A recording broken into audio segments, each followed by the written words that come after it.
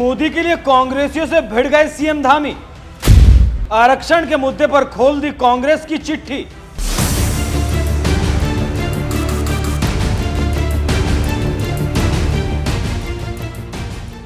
लोकसभा चुनाव के दौरान घूम घूमकर कांग्रेस नेता राहुल गांधी खूब भाषण दिया करते थे कि मोदी सरकार सत्ता में आई तो आरक्षण खत्म हो जाएगा, मोदी सरकार सत्ता में आई तो संविधान खतरे में पड़ जाएगा। लेकिन इसके बावजूद कांग्रेस समेत पूरा विपक्ष मोदी को सत्ता में आने से रोक नहीं पाया।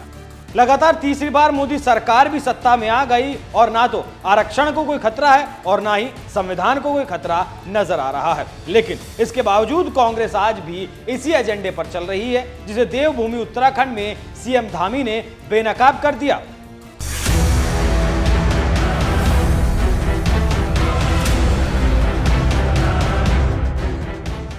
दरअसल 5 सितंबर को देवभूमि उत्तराखंड के जिला देहरादून में बीजेपी कार्यकर्ताओं और अधिकारियों का एक कार्यक्रम था जिसे टिफिन बैठक का नाम दिया गया। इस बैठक में शामिल सीएम धामी ने खुद कार्यकर्ताओं के साथ जमीन पर बैठकर जहां खाना खाया तो वहीं जब बोलना शुरू किया तो आरक्षण के मुद्दे पर सीधे कांग्रेस को निशाने पर लेते हुए उसके एजेंडे को बेनकाब करने में कोई कसर नहीं छोड़ी। बीजेपी को आरक्षण और संविधान विरोधी बताने वाली कांग्रेस को उसके सबसे बड़े नेता और पूर्व प्रधानमंत्री जवाहरलाल नेहरू की याद दिलाते हुए सीएम धामी ने कहा कि नेहरू से लेकर इंदिरा गांधी तक पूरे गांधी परिवार ने आरक्षण के लिए मुख्यमंत्रियों को उल्टी चिट्ठियां लिखी और अब मोदी जी पर आरोप लगा रहे हैं।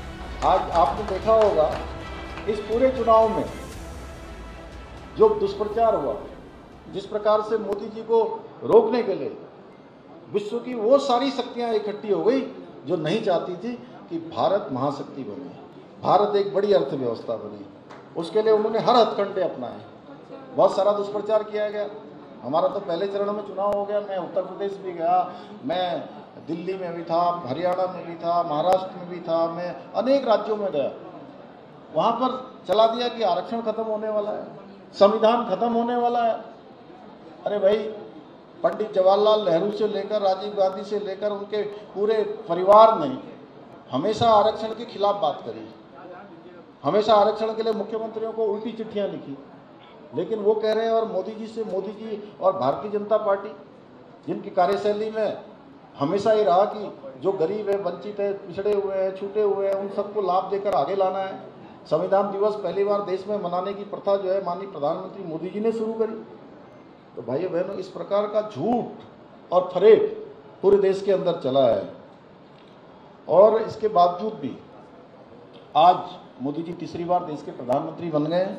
भारत की छवि आज विश्व शक्ति के रूप में उभर रही है। पूरी दुनिया के अंदर आज भारत का एक अपना अलग स्थान हो गया। आरक्षण के मुद्दे पर सीएम धामी ने कांग्रेस को नेहरू का नाम लेकर दरअसल इसलिए घेरा क्योंकि पीएम मोदी के मुताबिक नेहरू ने राज्यों के मुख्यमंत्रियों को चिट्ठी लिखी थी जिसमें कहा गया था कि मैं किसी भी आरक्षण को पसंद नहीं करता और खासकर नौकरी में आरक्षण तो कतई नहीं। मैं ऐसे किसी भी कदम के खिलाफ हूं जो अकुशलता को बढ़ावा दे, जो दोयम दर्जे की तरफ ले जाए। नेहरू की इसी चिट्ठी को लेकर पीएम मोदी ने इसी साल फरवरी में भरी राज्यसभा में कांग्रेस को उधेड़ कर रख दिया था। आप भी सुनिए पीएम मोदी ने नेहरू की चिट्ठी को लेकर क्या कुछ कहा था। नेहरू जी ने एक चिट्ठी लिखी थी और ये चिट्ठी मुख्यमंत्रियों को लिखी थी। मैं उसका अनुवाद पढ़ रहा हूं।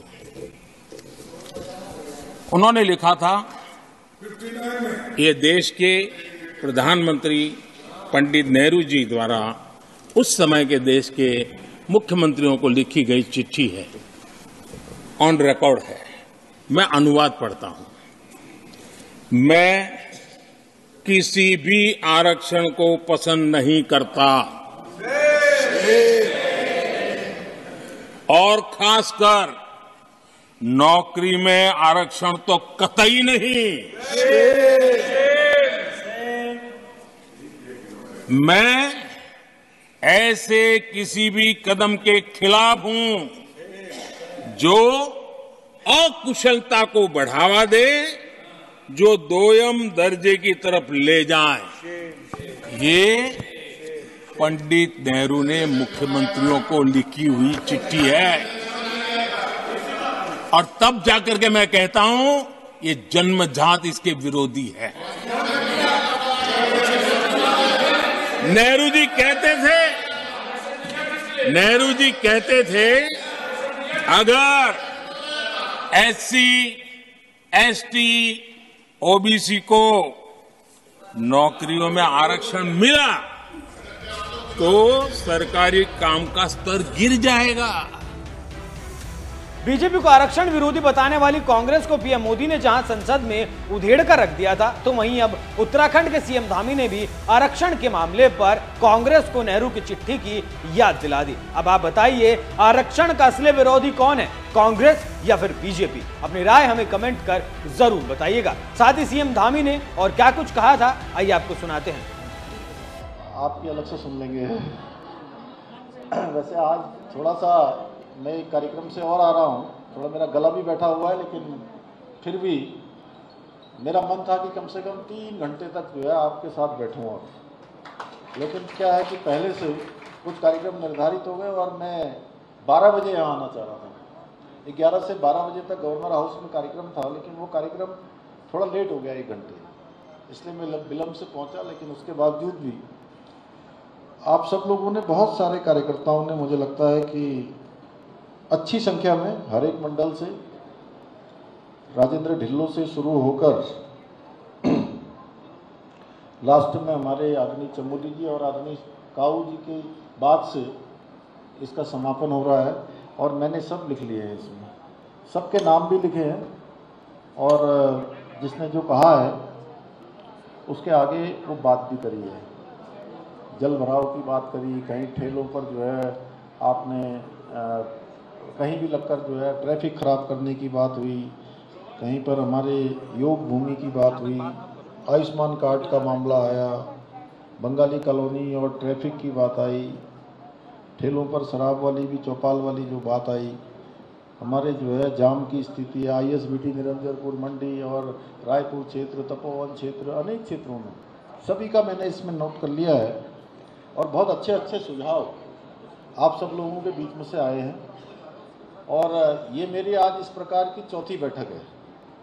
पहली बैठक मैंने हल्द्वानी में करी थी, जिस दिन मैं यहाँ धर्मपुर मंडल में एक वृक्षारोपण का कार्यक्रम था, उसी कार्यक्रम के बाद शाम को, और वहाँ भी मैंने कोशिश करी कि सभी हमारे जो भी प्रमुख कार्यकर्ता हैं, केवल उन्हीं के साथ बैठकर उनकी बात सुनी जाए और उनके सुझाव भी लिए जाएं। और कई बार, बहुत बार हमारा परसेप्शन होता है, कई बार हम परेशान भी होते हैं और हमारी कोई सुनने वाला नहीं होता है। तो इसलिए मैंने तय किया है कि मैं स्वयं भी जैसे जैसे समय मिलेगा, प्रत्येक ज़िले के हिसाब से वहाँ के जो प्रमुख कार्यकर्ता हैं, जो भी एक सूची बनेगी, उस सूची के अनुसार सबसे मिलूँगा।